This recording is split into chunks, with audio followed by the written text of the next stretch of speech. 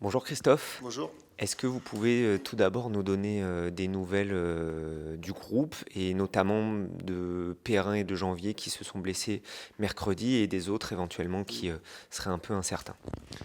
Gaëtan et Julien sont partis ce matin à l'INSEP faire des tests cliniques. Donc, bon, pour ce week-end, c'est cuit pour les deux.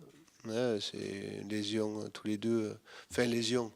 Douleur Gaëtan à l'ischio ainsi que Jus. Jus avait eu cette même blessure, mais à l'autre ischio en Angleterre, et il avait repris un peu tôt. Donc derrière, il avait été arrêté 3 mois avec une opération. Donc bon, on doit voir avec lui exactement ce qu'il en est aujourd'hui après les tests qui devaient passer ce matin. Donc on n'a pas encore les résultats. Ensuite, beaucoup de coups, de petites lésions. C'est pour ça que ce matin, beaucoup de joueurs sont restés aux soins. C'est Hakim Zedatka, c'est Chide, c'est Mbaye. Voilà, tous ces joueurs-là étaient en soins ce matin.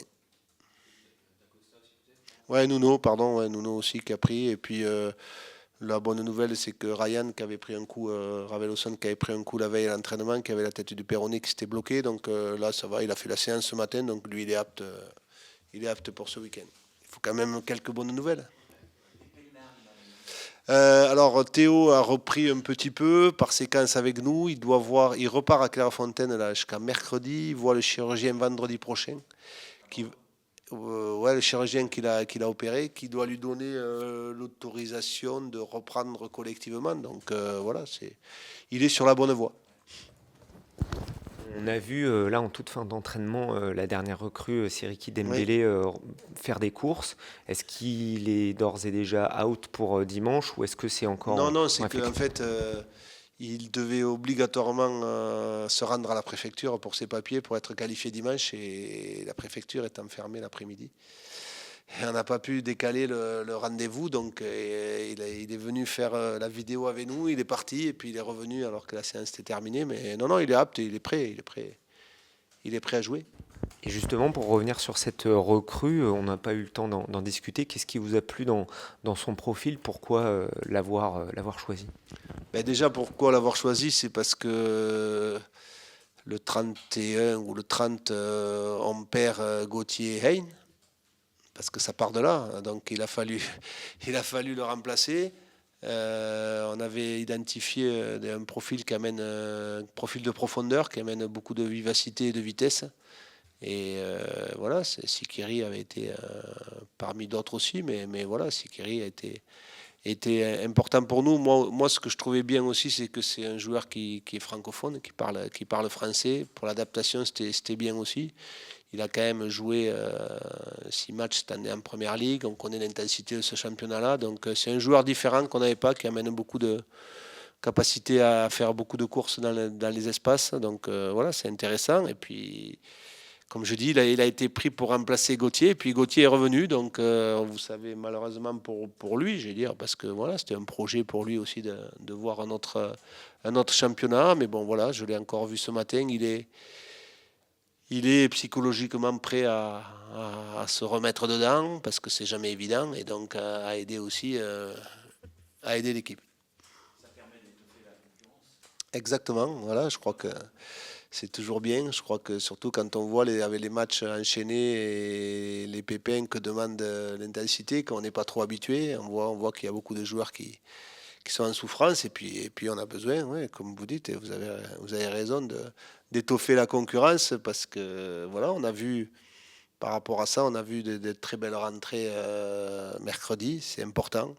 Je crois que les joueurs ont compris. Alors au-delà des deux jeunes qui ont fait une très belle rentrée, que ce soit Noah ou Matisse, mais je crois qu'il y a une entrée aussi qu'on n'a pas soulignée, c'est l'entrée de Joubal. Parce que quand on est...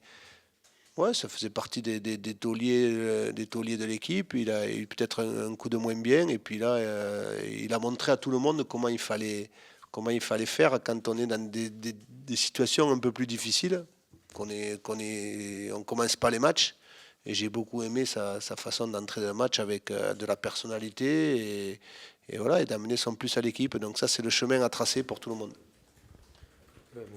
Joubal justement était rentré à la mi-temps avec une réorganisation à 3 derrière. Voilà, ça a été noté sur la réaction de la seconde période. Est-ce que ça peut vous amener à reconduire ce système-là ou pas? Est-ce que ça rentre dans votre réflexion, sachant que vous aviez déjà aussi mis ça en place contre Dunkerque en coupe? Ouais, mais en fait, ma réflexion sur le match, elle est que souvent on dit, ouais, on va mettre une défense à 3 pour serrer. En fait, c'est parce qu'en fait, je voulais amener beaucoup plus de monde devant.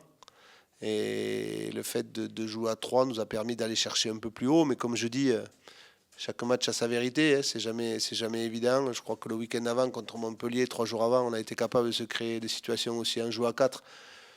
Je crois que c'est Mathias qui l'a dit, je suis assez d'accord avec lui. Moi, pour moi, c'est où il l'a dit dans le vestiaire. Je ne sais pas s'il vous l'a dit à vous, mais pour lui, c'est pas une question de système. Et pour moi non plus, c'est une question de mentalité, d'état d'esprit, d'avoir envie d'aller de l'avant. Mais ce que j'ai dit ce matin aux joueurs, j'ai dit qu'à un moment donné, ce match, il doit vraiment nous apprendre quelque chose. C'est-à-dire que si on joue comme la première mi-temps avec cette peur de mal faire, cette peur d'avancer, bah, il faut tirer le rideau, hein, tout simplement. Et je suis assez honnête avec ça. Même si Monaco est une très belle équipe, il n'y a aucun problème là-dessus. Mais ça montre, la deuxième mi-temps montre une chose, c'est que face à une très belle équipe, quand on va de l'avant, qu'on a envie d'aller défensivement, aller récupérer des ballons un peu plus haut, qu'on veut aller poser des problèmes, on est capable de poser des problèmes aussi à des équipes comme Monaco. Donc voilà, il faut qu'on ait cette idée en tête. Après, il y a le facteur réussite qui doit aussi tourner en notre faveur parce que c'est vrai que quand on fait le bilan un peu sur tous les poteaux autres qu'on a fait, même là encore sur ce match de Monaco, mais c'est nous qui devons de faire tourner ça. Exactement ce qu'on dit, ça se provoque. Donc, certes, à l'heure actuelle, mais il ne faut pas se retrancher derrière ça. Il faut être encore plus dynamique, plus entreprenant, plus avoir envie d'aller de l'avant. Ouais, peut-être qu'on va se désorganiser parfois, mais c'est à ce prix-là aussi qu'on marque des buts et qu'on gagne des matchs. Est-ce que ce côté d'être un peu décomplexé, d'aller chercher aussi l'adversaire, c'est d'autant plus vrai que là, vous allez jouer en plus contre une équipe qui est en pleine confiance de Reims. Donc en fait, si vous les mettez aussi dans un confort, Ouais, je crois ça que sera compliqué, quoi. c'est 14 ou 15 matchs. Ouais. Ouais, donc on voit que c'est une équipe qui est capable de faire mal à tout le monde. On l'a vu contre le PSG, on l'a vu contre Lorient en étant mené 2-0, ils sont capables d'en mettre 4. Ben voilà, ils ont une équipe avec des joueurs qui sont dans l'intensité, dans la puissance, qui sont assez impressionnants. Voilà, pour moi à l'heure actuelle, c'est une des meilleures équipes de Ligue 1. On n'a qu'à voir le classement sur les 15 derniers jours, 15 dernières journées. Vous allez voir que ça fait partie du top 3. Donc, ouais, on n'a pas de. Si, et encore une fois, si on attaque le match avec un peu l'appréhension, et là, comme la première mi-temps de Monaco, on ne va pas exister. Et ça, il faut qu'on en soit conscient. Après, eux, ils ont leur force. Nous aussi, on a notre qualité. Il faut qu'on pense à nous. Il faut qu'on pense à nous, faire notre match avec nos qualités, avancer. Et puis après, c'est le rapport de force qui s'engage. Mais au moins, engageons-le.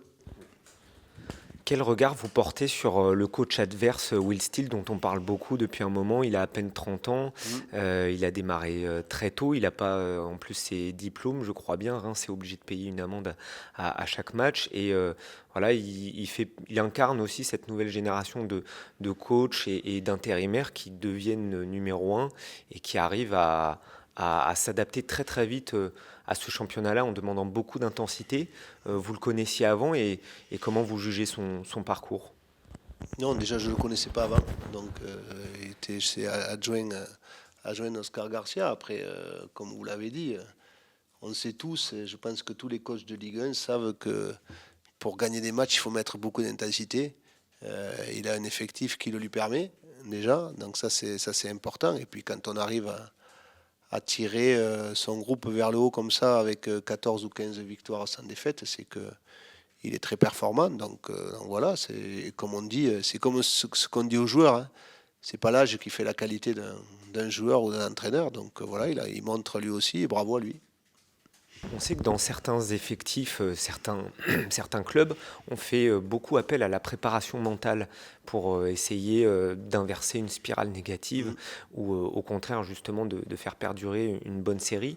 Est-ce que vous êtes adepte de ces méthodes-là ou est-ce que vous ou même vos adjoints, vous avez déjà des notions un petit peu, enfin vous êtes aussi des meneurs d'hommes, est-ce que vous estimez justement que ça pourrait peut-être, pourquoi pas être utile pour relancer un peu les garçons Non, mais je crois que quand on parle de préparation mentale, il faut faire attention.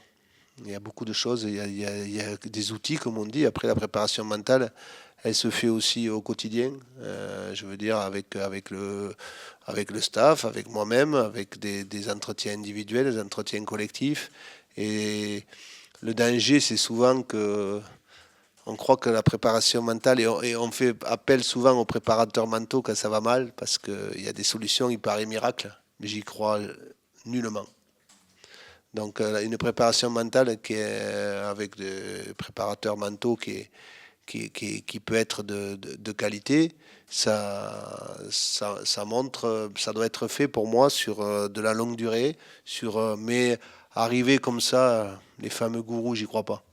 Voilà, c'est ma façon, j'ai peut-être tort, mais j'estime que je ne m'en suis jamais servi par rapport à ça. Autant servir sur la durée, oui, parce que j'ai travaillé avec certains, je travaillais même moi-même avec quelqu'un, mais des coups comme ça, parce que vous savez, en ce moment, quand il y a les mauvais résultats, croyez-moi, je reçois 20 mails par jour de préparateurs mentaux qui ont la solution miracle. Donc voilà, et sans mettre leur travail en cause. Mais je ne crois pas que ça soit des choses qui soient sur du court terme. Et encore une fois, oui, j'y crois sur du long terme. J'y crois sur le travail qui doit être fait avec, notamment avec au centre de formation, avec le long terme sur les joueurs, bien sûr, parce que ça fait partie. On dit que la performance, elle est multifactorielle.